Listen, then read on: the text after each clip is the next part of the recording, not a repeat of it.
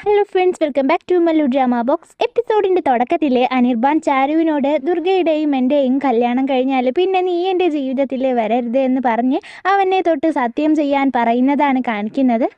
അപ്പോൾ പെട്ടെന്ന് അവിടേക്ക് അനിർബാൻ്റെ മുത്തശ്ശിയും ലതികയും ഒക്കെ വരുമ്പോൾ ചാരു അവർ കാണാതെ പെട്ടെന്ന് അവിടെ നിന്ന് പോകുന്നുണ്ട്. അപ്പോൾ ലതിക അവൻ്റെ അടുത്തേക്ക് വന്ന് നീ ഹാപ്പിയാണോ അനിർബാൻ എന്ന് ചോദിക്കുന്നുണ്ട്. അപ്പോൾ ഈ ലതിക അനിർബാൻ്റെ അച്ഛൻ്റെ സഹോദരൻ്റെ വിധവയാണ്. പക്ഷേ അഭിരൂപും ലതികയും തമ്മിൽ പ്രണയത്തിലാണ്. അനിർബാൻ്റെ ഒരു മിഹിർ എന്ന പേരുള്ള സഹോദരൻ വിദേശത്ത് പഠിക്കുന്നില്ലേ, അപ്പോൾ അത് ശരിക്കും ലതികയുടെയും അഭിരൂപിൻ്റെയും മകനാകും. പക്ഷേ ആ വീട്ടിലുള്ള ഒരാൾക്ക് പോലും ഇതറിയുന്നുണ്ടാവില്ല. അവരെല്ലാം മിഹിർ അഭിരൂപിൻ്റെയും മരണപ്പെട്ട അയാളുടെ ഭാര്യയുടെയും മകനാണെന്നാണ് വിശ്വസിച്ചിരുന്നത്. ലതികയ്ക്ക് അനിർബാനോട് ദേഷ്യം മാത്രമാണുള്ളത്.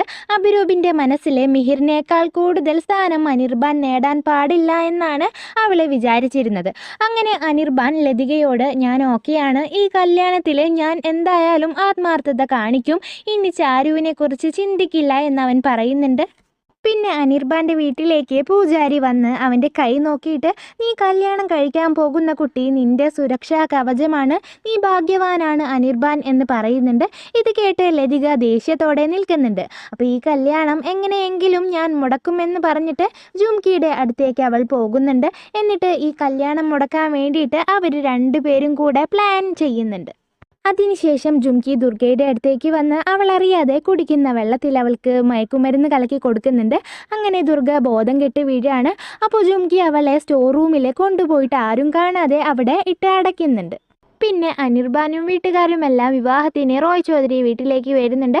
അങ്ങനെ അവൻ മണ്ഡപത്തിൽ കയറിയിരിക്കുകയാണ്. അപ്പോൾ പൂജാരി മുഹൂർത്തത്തിന് സമയമായി വധുവിനെ വിളിക്കാൻ വേണ്ടി പറയുമ്പോൾ സമ്പൂർണയും ചാരുവും കൂടെ ദുർഗയെ വിളിക്കാൻ റൂമിലേക്ക് പോകുന്നുണ്ട്. പക്ഷേ അവിടെ വന്ന് നോക്കുമ്പോൾ അവൾ അവിടെ ഉണ്ടാവില്ല. അപ്പോൾ അവർ നന്നായിട്ട് പേടിക്കുന്നുണ്ട്. ദുർഗയെ അവിടെയെല്ലാം തിരഞ്ഞു നോക്കുന്നുണ്ട്, പക്ഷേ അവർക്ക് അവളെ കണ്ടു കിട്ടുന്നില്ല. അപ്പോൾ സമ്പൂർണ്ണ ടെൻഷൻ അടിച്ചിട്ട് ചാരുവിനോട് നീ എന്തെങ്കിലും ചെയ്യുമെന്ന് പറയുന്നുണ്ട്. അപ്പോൾ ചാരു ദുർഗയ്ക്ക് എന്തോ സംഭവിച്ചിട്ടുണ്ട്, എന്തായാലും ഈ കല്യാണത്തിൽ നിന്ന് അവൾ ഒളിച്ചോടില്ല, കാരണം അവൾ അനിർബാനെ ഒരുപാട് പ്രണയിക്കുന്നുണ്ട്, അതുകൊണ്ട് നമുക്ക് ഇപ്പോൾ ഈ കല്യാണം നിർത്തിവെക്കാൻ വേണ്ടി പറയാമെന്നവൾ പറയാണ്. അപ്പോൾ ഇത് കേട്ടിട്ട് സമ്പൂർണ്ണ അത് പറ്റില്ല, അനിർബാൻ്റെ മുത്തശ്ശി അതിന് സമ്മതിക്കില്ല, ഈ കല്യാണം തന്നെ വേണ്ട എന്ന് വെച്ച് പോകാൻ വരെ സാധ്യതയുണ്ട് എന്ന് പറഞ്ഞിട്ട് സമ്പൂർണ്ണ കരയാണ്. അപ്പോൾ ചാരു അവളെ സമാധാനിപ്പിക്കുന്നുണ്ട്. പിന്നെ ദുർഗയെ അവർ കൊണ്ടുവരാത്തത് കണ്ട് അനിർബാൻ്റെ മുത്തശ്ശി ആ റൂമിലേക്ക് കയറി വരുന്നതാണ് കാണിക്കുന്നത്. അപ്പോൾ കല്യാണ വേഷത്തിലെ ദുർഗയ്ക്ക് പകരം ചാരുവിനെ മുഖം മറച്ചിട്ട് സമ്പൂർണ്ണ നിർത്തിയിട്ടുണ്ടാകും. അപ്പോൾ മുത്തശ്ശി ദുർഗ എന്തിനാ മുഖം മറച്ചിരിക്കുന്നതെന്ന് ചോദിക്കുമ്പോൾ അത് അനിർബാന് വേണ്ടി അവൾ വ്രതം എടുത്തിരിക്കുവാണ്, ഇത് ഞങ്ങളുടെ ആചാരമാണ്, ഇങ്ങനെ മുഖം മറച്ച് വേണം അവൾ കല്യാണം കഴിക്കാനെന്ന് സമ്പൂർണ്ണ മറുപടി കൊടുക്കുകയാണ്. അപ്പോൾ മുത്തശ്ശി അവളെ വേഗം മണ്ഡപത്തിലേക്ക് കൊണ്ടുവരാൻ പറഞ്ഞ് അവിടെ നിന്ന് പോകുന്നുണ്ട്. അപ്പോൾ സമ്പൂർണ്ണ ചാരുവിനോട് ദുർഗ വരുന്നത് വരെ ഈ വേഷത്തിൽ നീ തന്നെ മണ്ഡപത്തിൽ പോയി ഇരിക്കണമെന്ന് പറയാണ്. അപ്പോൾ ചാരു ഇതിനോട് നന്നായിട്ട് എതിർക്കുന്നുണ്ട്. മാസിമ എന്താ പറയുന്നത്, ഇതൊന്നും നടക്കുന്നത് കാര്യമല്ല, ഞാൻ ദുർഗയെ പോയി തേടി കണ്ടുപിടിക്കാമെന്ന് പറയുമ്പോൾ സമ്പൂർണ്ണ അവളോട് ഇത് ഞങ്ങളുടെ അഭിമാനത്തിൻ്റെ പ്രശ്നമാണ്, എനിക്ക് വേണ്ടി നീ ഇത് ചെയ്യണം, അല്ലെങ്കിൽ വേണ്ട നീ ദുർഗയ്ക്ക് വേണ്ടിയെങ്കിലും ഇത് ചെയ്യണം. ദുർഗ അനിർബാനെ ഒരുപാട് പ്രണയിക്കുന്നുണ്ട്, ലീഗലി അവർ രണ്ടുപേരും കല്യാണം കഴിക്കും, ഈ കല്യാണം മുടങ്ങാതെ നീ നോക്കണമെന്ന് പറഞ്ഞിട്ട് നിർബന്ധിച്ചിട്ട് സമ്പൂർണ്ണ അവളെ മണ്ഡപത്തിൽ അനിർബാനോടൊപ്പം കൊണ്ടുചെന്നിരുത്താണ്. അങ്ങനെ ആചാരാനുഷ്ഠാനങ്ങളോടുകൂടി ചാരുവിൻ്റെയും അനിർബാൻ്റെയും കല്യാണം നടക്കുന്നുണ്ട്. അപ്പോൾ ഇതിൻ്റെ ഇടയിൽ ചെറിയ രീതിയിൽ അനിർബാന് ചാരുവിൻ്റെ മുഖം കാണുമ്പോൾ അത് അവൻ്റെ തോന്നൽ മാത്രമാണ്, ചാരുവിനോടുള്ള പ്രണയം കൊണ്ട് മാത്രം തോന്നുന്നതാണെന്ന് അവൻ്റെ മനസ്സിനോട് തന്നെ പറയുന്നുണ്ട്. 7 വട്ടം അവർ അഗ്നിക്ക് ചുറ്റും വലം വയ്ക്കുന്നുണ്ട്. ഈ സമയം സമ്പൂർണ്ണ പോയിട്ട് ദുർഗയെ കണ്ടുപിടിക്കുന്നുണ്ട് സ്റ്റോർ റൂമിൽ നിന്ന്. അങ്ങനെ അത് ഓടി വന്നിട്ട് ചാരുവിനോട് പറയാൻ വേണ്ടി നിൽക്കുന്ന ആ സമയത്ത് തന്നെ ആ സിന്ദൂരം അണിയിക്കലും താലികെട്ടലും കൂടെ കഴിയാണ്. അങ്ങനെ അവരുടെ രണ്ടുപേരുടെയും കല്യാണം കഴിഞ്ഞു, ഇനി അവർ രണ്ടുപേരും ഭാര്യ ഭർത്താക്കന്മാരാണെന്ന് പൂജാരി പറയുകയാണ്. അപ്പോൾ ഇത് കേട്ടിട്ട് സമ്പൂർണ്ണ അവിടെ തറഞ്ഞു നിൽക്കുന്നുണ്ട്. ചാരു കരയുന്നുണ്ട്. പിന്നീട് ജുംകി സ്റ്റോർ റൂമിൽ വന്ന് നോക്കുമ്പോൾ ദുർഗ അവിടെ ഉണ്ടാവില്ല.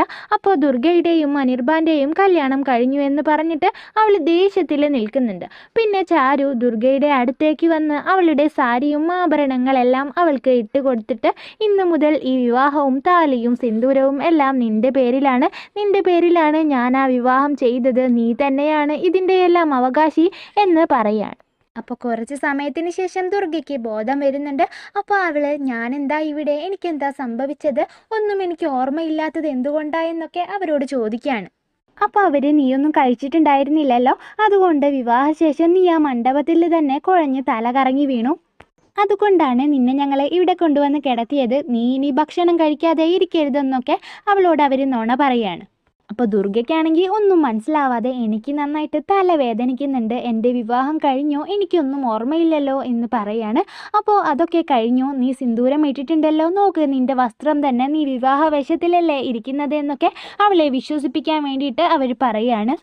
അപ്പോൾ ദുർഗ, എൻ്റെ വിവാഹം എനിക്ക് തന്നെ ഓർമ്മയില്ലാത്തതിൽ എനിക്ക് നല്ല വിഷമമുണ്ട്, പക്ഷെ ഞാൻ വളരെ ഹാപ്പിയാണ്, അനിർബാനുമായി എൻ്റെ വിവാഹം കഴിഞ്ഞല്ലോ എന്ന് അവൾ സന്തോഷത്തോടു കൂടെ പറയാണ്. അതിനുശേഷം സമ്പൂർണ്ണ ചാരുവിനോട് ഈ കാര്യങ്ങളൊന്നും ഒരിക്കലും ദുർഗ അറിയാൻ വേണ്ടി പാടില്ല, നീ അത് അവളോട് പറയരുതെന്ന് പറയാണ്. പിന്നെ ലതികയെയാണ് കാണിക്കുന്നത്. അനിർബാനും ദുർഗയും തമ്മിലുള്ള വിവാഹം കഴിഞ്ഞതറിഞ്ഞ് വളരെ ദേഷ്യത്തിൽ, ഇതെങ്ങനെ സംഭവിച്ചു, ഞാൻ ജുംകിയോടെല്ലാം പറഞ്ഞ് ഏൽപ്പിച്ചതാണല്ലോ, ഞങ്ങൾ പ്ലാൻ ചെയ്തതാണല്ലോ എന്നൊക്കെ പറഞ്ഞ് നിൽക്കുന്നുണ്ട്. പിന്നെ ദുർഗയെ ചാരു അനിർബാൻ്റെ അടുത്തേക്ക് കൊണ്ടുവരുമ്പോൾ അവളുടെ ഷാള് അവൻ്റെ ഷർട്ടുമായിട്ട് കുരുങ്ങാണ്. അപ്പോൾ ഇത് കണ്ടിട്ട് ജുംകി അവളെ കളിയാക്കുന്നുണ്ട്.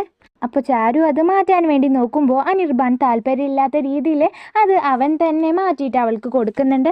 പിന്നെ ഡാൻസ് കളിക്കുന്ന സമയത്ത് ജുംകി അനിർബാൻ്റെ അടുത്തേക്ക് ചാരുവിനെ വേണമെന്ന് വെച്ച് തട്ടിയിടുമ്പോൾ അനിർബാൻ അവളെ പിടിക്കുന്നുണ്ട്. അങ്ങനെ അവർ മുഖത്തോട് മുഖം നോക്കിയിട്ട് നിൽക്കുന്നുണ്ട്.